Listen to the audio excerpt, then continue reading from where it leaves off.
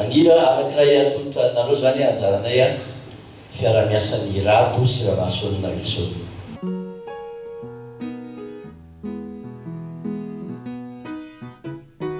Langiara izy izay fanadinona andrakotra ny andro pitiko voankazo. Tsy zaza matory ho kasafosafoina dia mety ho relik'izay torimaso. Fanahy anavaratrana ianantsimo ny jaro ny foko tsy lefy ny zany totofanafona kanefa tsy adino akipiny maso fahitao ihany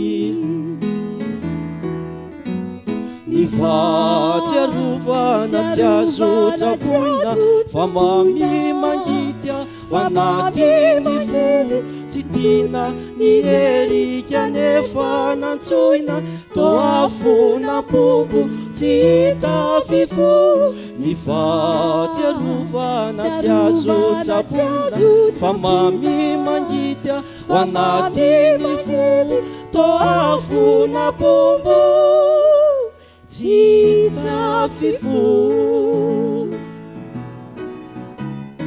Langiara izy izay fanadinona andrakotra ny andro pitiko voankazo.